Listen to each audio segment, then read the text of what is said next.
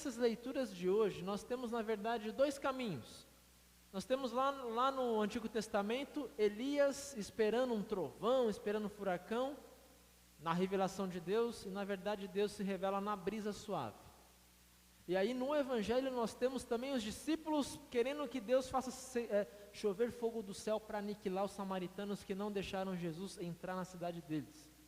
E aí por outro lado nós também temos lá com Elias, o chamado de Eliseu, que vai visitar seu pai, queima a canga é o trabalho dele, né?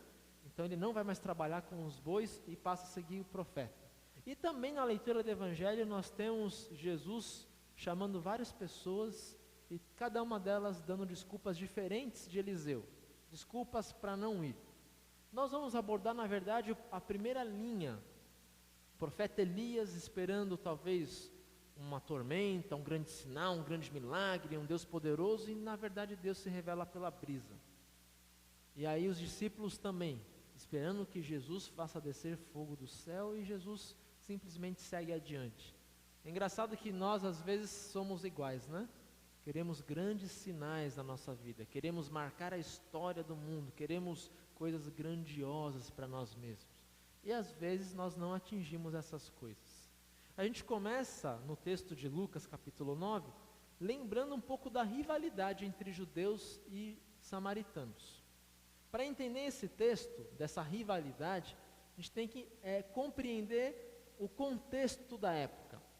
Então imaginem assim, né, Jesus está no norte do país, na Galileia, e ele vai para Jerusalém, que fica na Judéia. Só que entre a Galileia e a Judéia existe a província de Samaria. Então ele tem que atravessar o território dos samaritanos. E os judeus e samaritanos não se davam tão bem, por uma questão de uma rivalidade histórica. Como que essa rivalidade surgiu? Na verdade, judeus e samaritanos eram filhos do mesmo pai, filhos de Abraão. Eles eram o mesmo povo, eram irmãos. Só que conforme os milênios passaram, esses dois povos se distanciaram.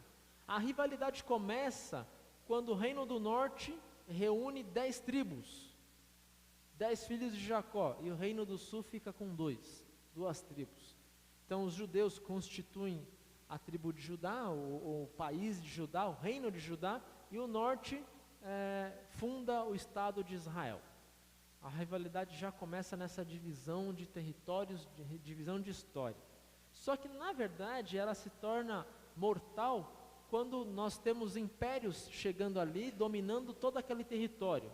Temos os assírios, depois os babilônios, depois os persas, os gregos, macedônios, né? Então aquela terra passou de mão em mão até chegar nas mãos dos romanos.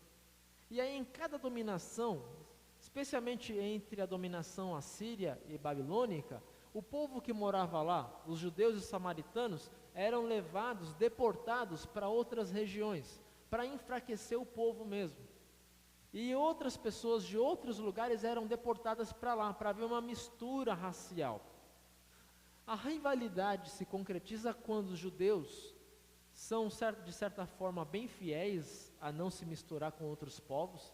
Então eles mantêm o mesmo sangue, a mesma cultura, a mesma religião durante todo o cativeiro. E aqueles que casaram com mulheres de outras raças, quando voltam a Jerusalém, têm que dispensar essas mulheres, né? Então nós temos digamos assim, o povo judeu como um povo puro. É assim que eles se enxergavam.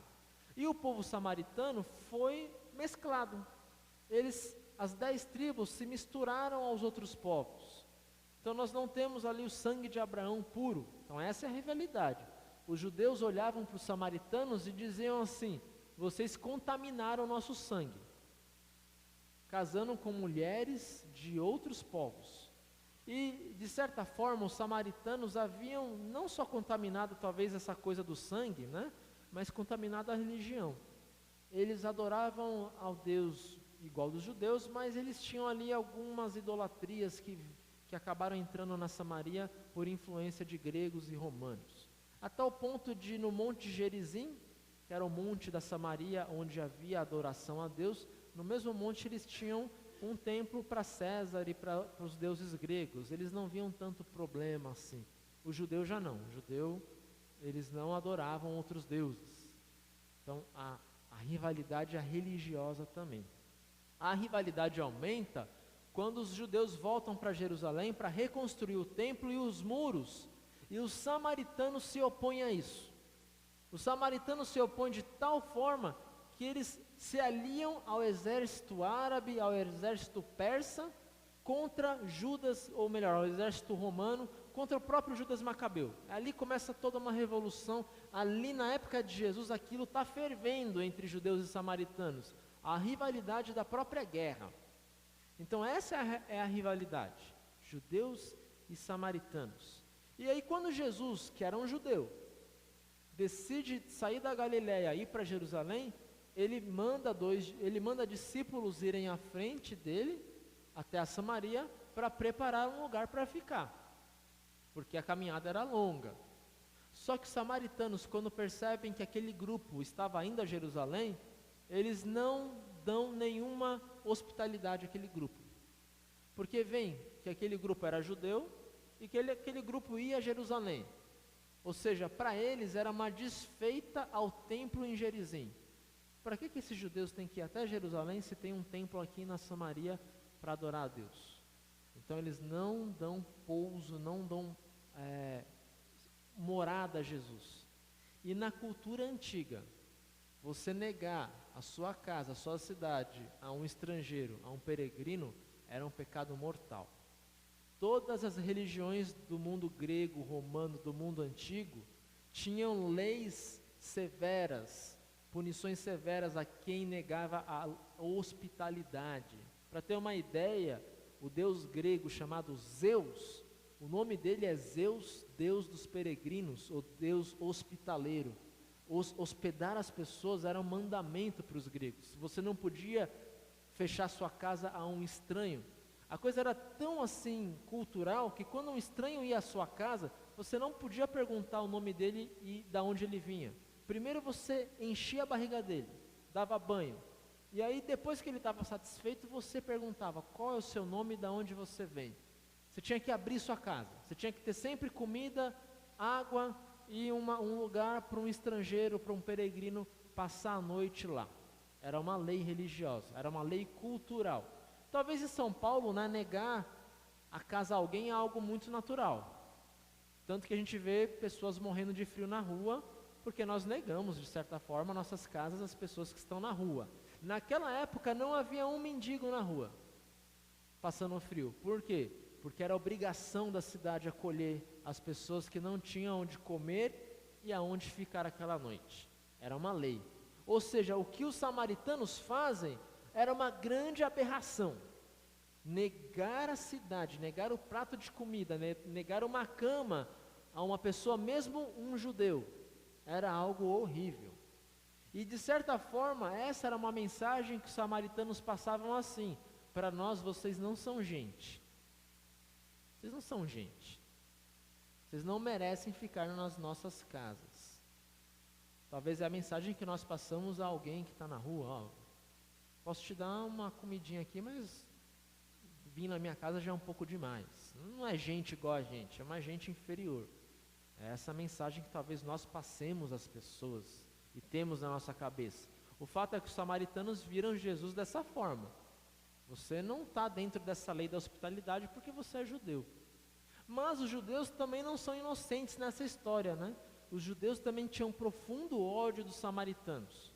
Um ódio tão grande que no culto deles, na liturgia dos judeus, havia uma oração que pedia pela condenação dos samaritanos. A oração dizia assim: que caia fogo do céu, Senhor, para queimar Samaria, ou que a terra se abra e engula toda Samaria e purifique assim a tua terra. Era uma oração dos judeus durante o culto.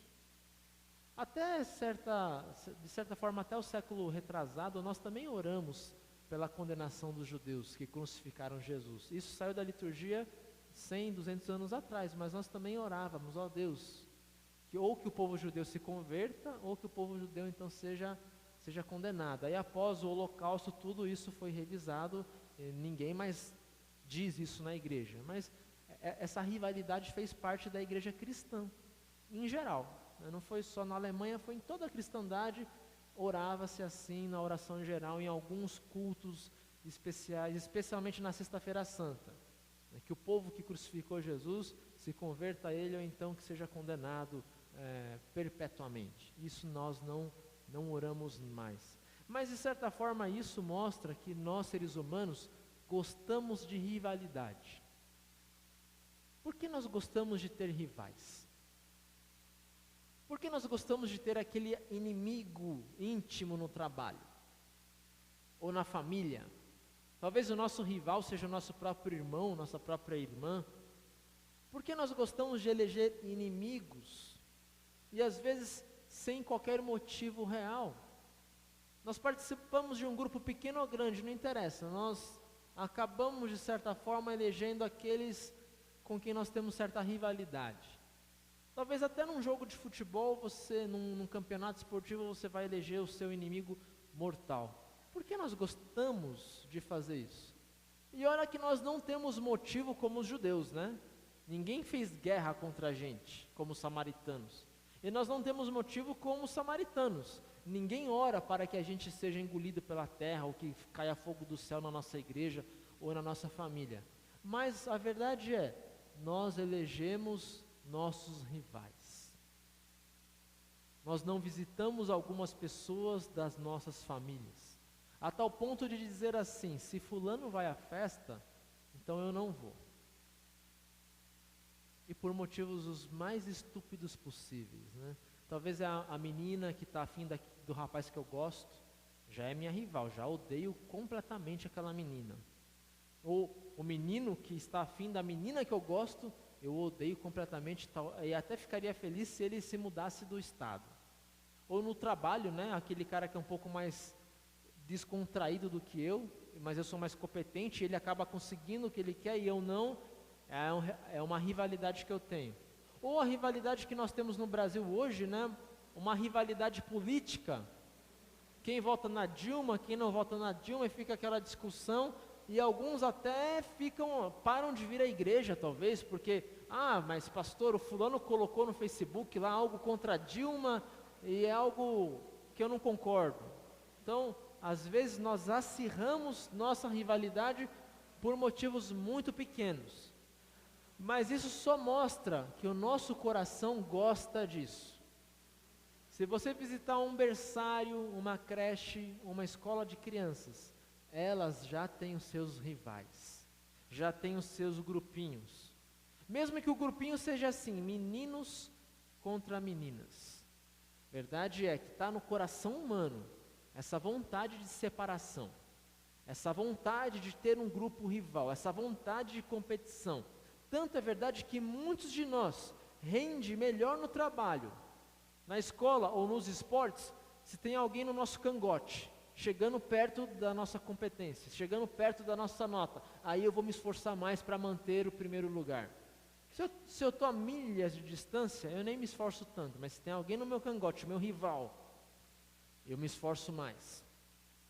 Tanto que Muhammad Ali, ele morreu, né, semana retrasada, ele disse que ele só foi o que ele foi porque teve um George Foreman antes dele, ou né, atrás dele. Teve um rival que fez com que ele treinasse ainda mais. Se não fosse George Foreman, talvez Muhammad Ali não tivesse sido um esportista tão bom.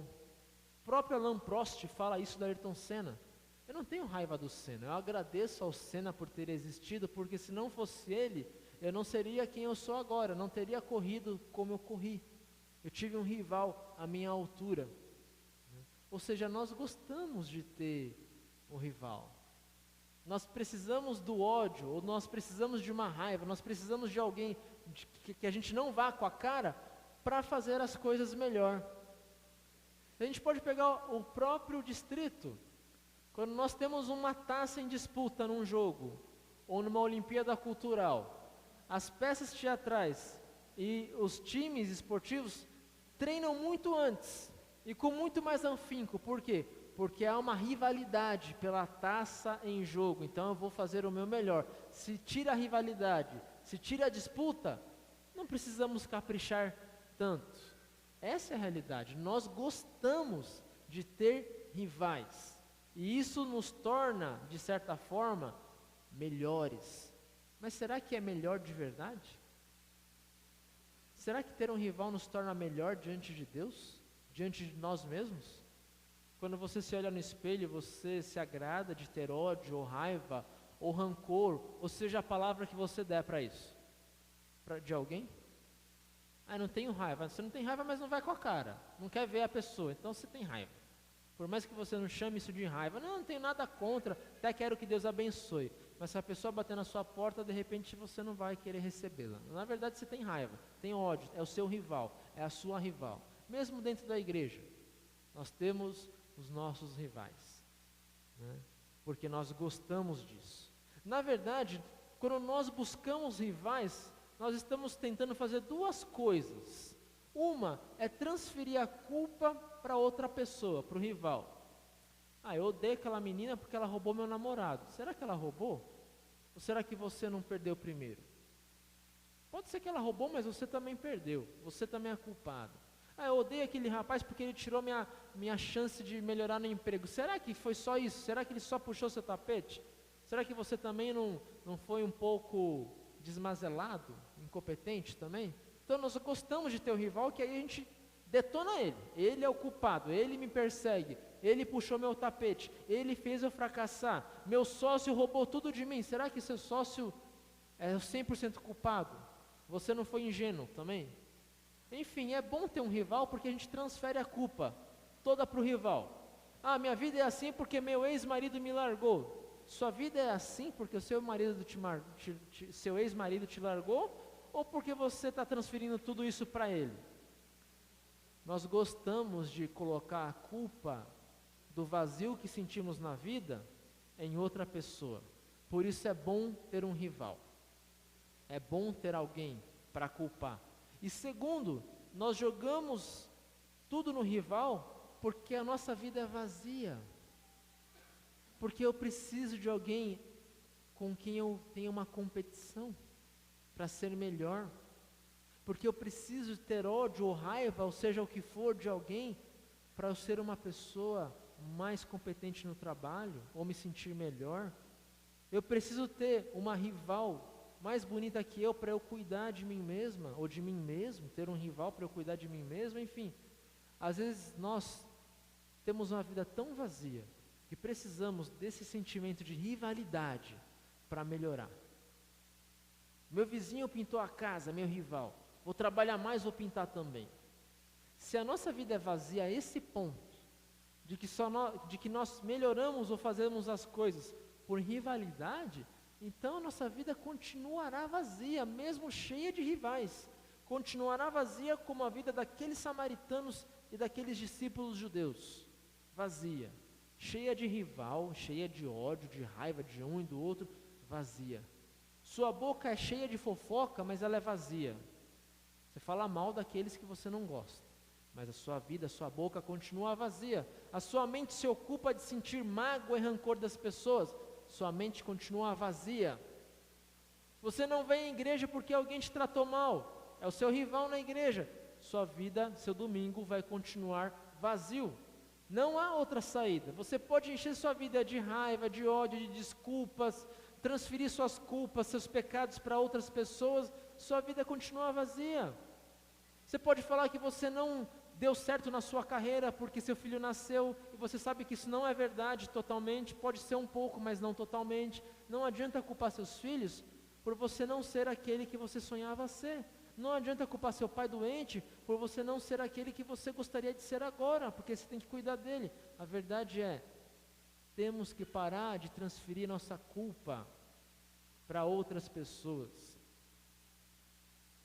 E temos que encarar nossas culpas e dizer, a culpa é minha também. Talvez não totalmente, mas é minha também. O presidente Abraham Lincoln, ele disse o seguinte, quando foi perguntado, você foi derrotado 13 vezes, em 13 eleições. Por que continuou? Ele falou assim, eu aprendi com meu pai que foi sapateiro. Todo mundo ri de mim, porque meu pai não foi um deputado, não foi ninguém, meu pai foi só um sapateiro. Eu aprendi com ele que não é com o primeiro não que eu vou ficar bravo. Eu aprendi também que quando a pessoa se torna minha inimiga, como do meu pai se tornavam inimigos, ele vivia a vida dele contente e feliz, porque ele dizia, essa pessoa deve ter problema em casa, então tudo bem, eu tenho uma vida feliz, eu não vou me tornar... Então o pai dele recebia as pancadas e aceitava, e o Abraham Lincoln compreendeu isso, pode bater em mim, que eu aguento, eu não vou guardar raiva de você, quanto mais você bate em mim, mais eu abençoo você, mais eu oro por você. Ou seja, quanto mais eu perdia, quanto mais eu apanhava dos meus adversários, isso me tranquilizava ainda mais, porque eu orava por essas pessoas, e essa força de ser derrotado, e na derrota encontrar o consolo do próprio Deus, me fez ir adiante. Então ele se torna presidente, não porque ele era, nossa, conseguiu tudo na primeira vez, não, porque ele aprendeu a não ter rivais. Ele aprendeu a perdoar aqueles que o ofendiam, como nós oramos no Pai Nosso. Perdoa as nossas dívidas, como nós também perdoamos nossos devedores. O cristão não deveria ter rivais. O cristão não deveria ter aquele com quem eu não vou com a cara, ou não quero estar no mesmo ambiente. O cristão perdoa. Leva um tapa e de fato é o que Jesus falou literalmente. Levou um tapa, dá a outra face. É a única religião no mundo que diz isso.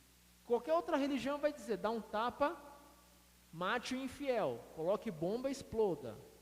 Dá um tapa, na outra vida, quando você reencarnar, esse tapa vai voltar para ele, vai voltar para você. Ou seja, todas as outras religiões, mesmo que o que eu estou dizendo não seja politicamente correto, todas as outras religiões vão ensinar a vingança mais cedo ou mais tarde. O que você faz aqui, vai pagar lá na reencarnação na outra vida, no seu karma. O que você faz aqui, você vai pagar porque vai vir um homem bomba e vai estourar você. Jesus ensina assim, não tem karma. Você ofendeu, perdoa. E Ele mesmo faz isso. Ele enche nossa vida com perdão e amor. Se você até agora se sentiu assim, pastor, a minha vida é horrível então, porque eu tenho inimigo em tudo que é canto. Eu tenho inimizade até na minha família, até dentro da minha casa, até entre eu e meu filho, eu e meu pai, né? Se a sua vida é assim, não adianta você lutar sozinho. Não adianta você orar, Deus me dê força para eu me arrepender, para eu perdoar, Deus me faça uma pessoa melhor. Não adianta, porque a nossa natureza, de todos nós, a nossa natureza gosta dessa rivalidade. Você não vai mudar isso. Assim como um homem gosta, ama a sua esposa gosta e ama o seu marido, isso não muda, né? Assim como o seu Sebastião é palmeirense, isso nunca vai mudar, né, Sebastião? Não muda, algumas coisas não mudam, o nosso gosto por rivalidade não vai mudar. Nós vamos continuar tendo aquela vontade de competir, de ter um rival. Então a única coisa que cabe a nós fazer é, Deus, venha me ajudar. É aprender com o professor Girafales, né? Quem assistiu Chaves a infância inteira vai lembrar, né?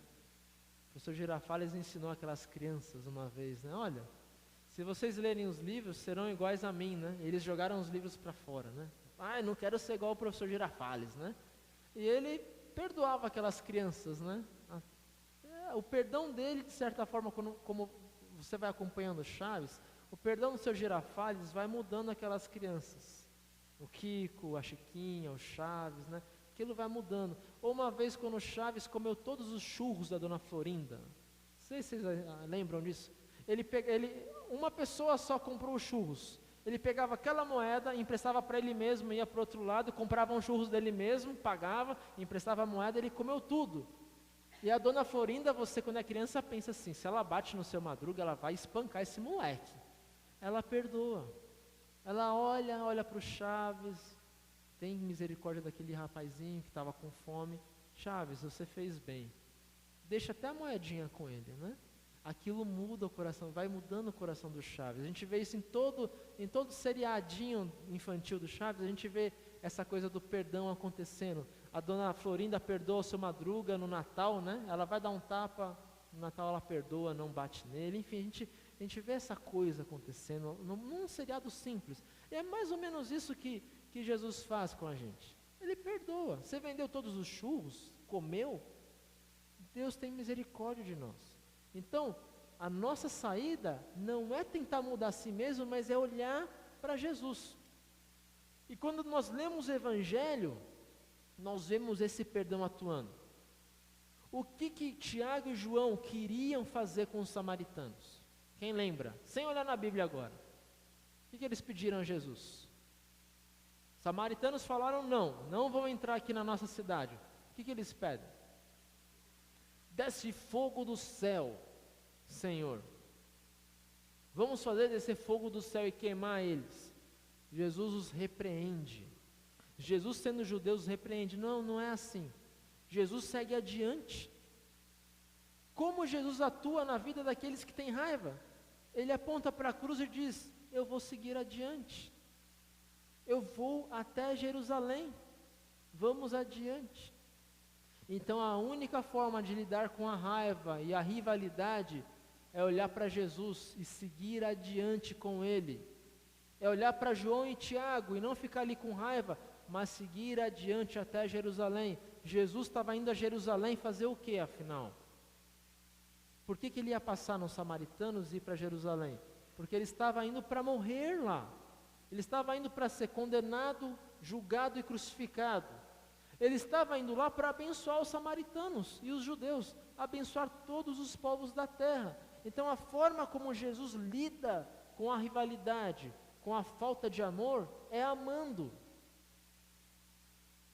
É compreendendo a rivalidade, é perdoando, é seguindo adiante, é amando os judeus e samaritanos, é indo até Jerusalém e terminando a sua vida na cruz.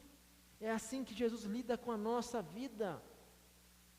Por mais ódio que você sinta de alguém, por mais raiva, Jesus está dizendo a você assim: vamos adiante, vamos até Jerusalém, onde eu vou morrer por você, onde na cruz eu vou cravar os seus pecados e os pecados da pessoa que você não gosta. E quando Pedro e João e todos nós seguimos adiante com Jesus até Jerusalém e vemos Ele na cruz crucificado por nós, aí o nosso coração entende: puxa vida, se o pecado do meu irmão levou Jesus à cruz, se o meu pecado levou Jesus à cruz, por que ainda sentir mágoa e rancor de alguém que me ofendeu?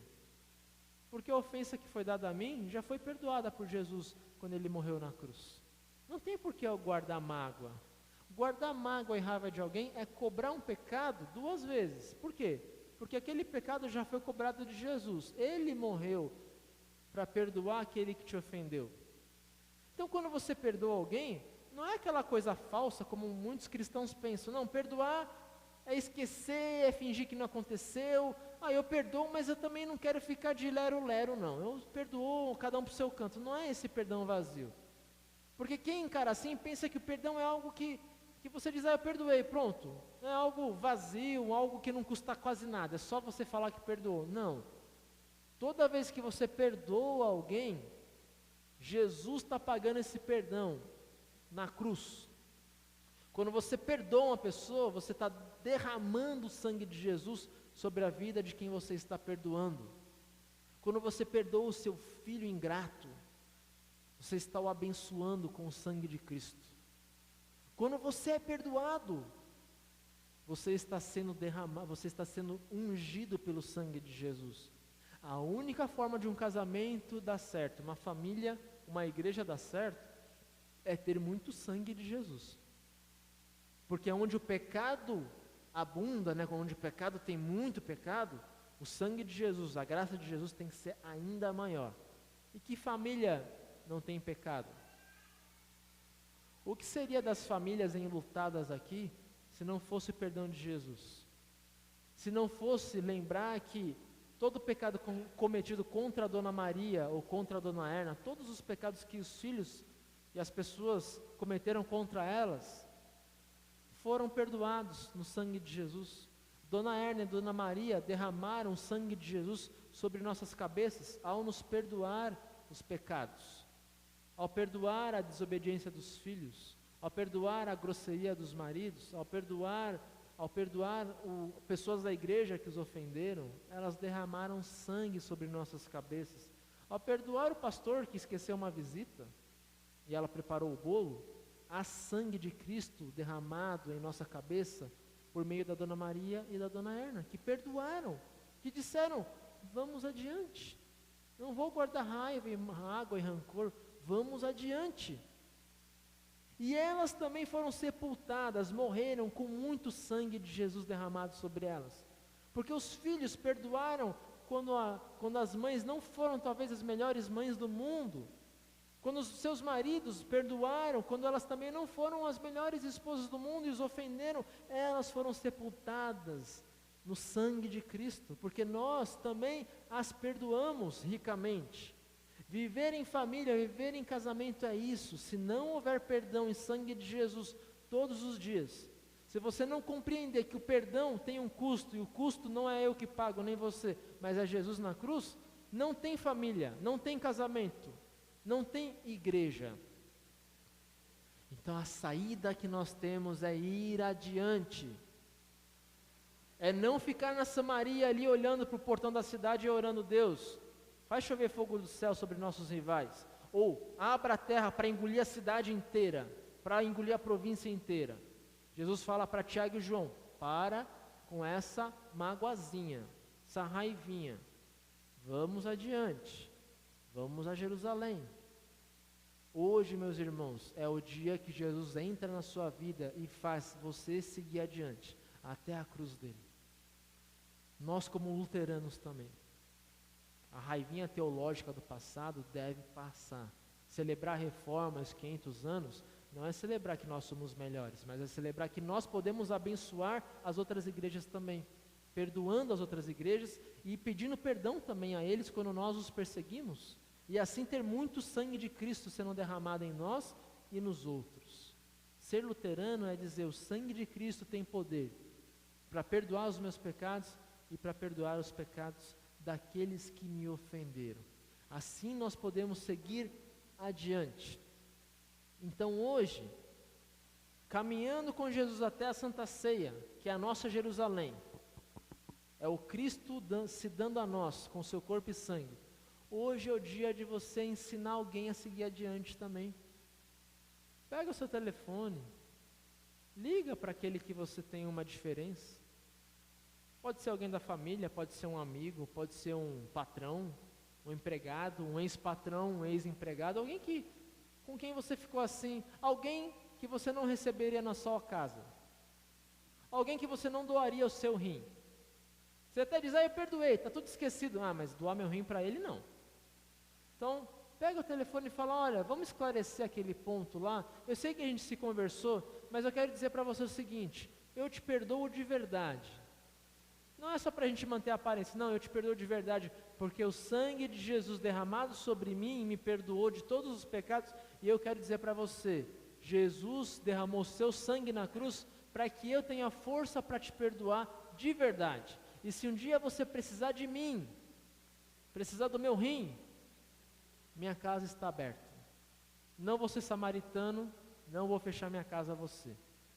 Ainda continuo aqui por você. E o que ficou no passado está cravado na cruz do meu Salvador.